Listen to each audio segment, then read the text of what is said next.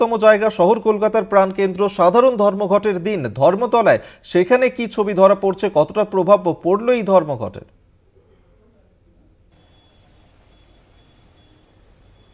দেখো, ইতিমধ্যেই আমরা কিন্তু ধর্মতলার কলকাতার প্রাণকেন্দ্র ধর্মতলায় আমরা কিন্তু উপস্থিত আছি। আমরা ঠিক দাঁড়িয়ে আছি কিন্তু ডোরিনা ক্রসিংয়ে।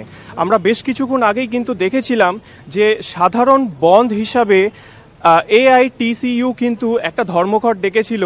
সেই অনুযায়ী কিন্তু তারা একটা মিছিল করে। সেই মিছিলটা কিন্তু শিয়ালদা মৌলালি হয়ে ডোরিনা ক্রসিং থেকে এসে সেটা কিন্তু সরাসরি চলে যায় তোমার কেসিদাস মোড়ে। কেসিদাস মোড় থেকে তারা কিন্তু আবার বেরিয়ে যায় শিয়ালদার দিকে।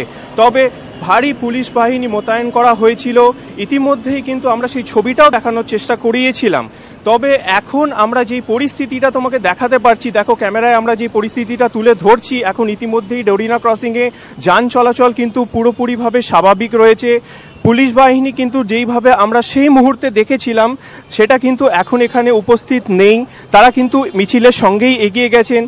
সারা দিন ধরে এই বৃষ্টির জেরে কিন্তু এমনি মানুষজন ভীষণ অস্বস্তিতে ভোগ করছেন, কিন্তু ইতিমধ্যেই এই জেনারেল স্ট্রাইকের জন্য আমরা কোনো রকম প্রভাব কিন্তু ইতিমধ্যেই এখন আর ধর্মতলা মোড়ে আমরা দেখতে পাচ্ছি না। আমরা স্বাভাবিকভাবেই দেখাতে পারছি আমাদের ক্যামেরা থ্রুতে যে দেখতে পাচ্ছ বাস ও যান চলাচল কিন্তু স্বাভাবিক এখানে রয়েছে। আমরা দেখেছিলাম এখানে কিছুক্ষণ আগেই কিন্তু তারা ভীষণভাবে একটা স্ট্রাইক করেছিল। আমরা কথা বলার চেষ্টা করব।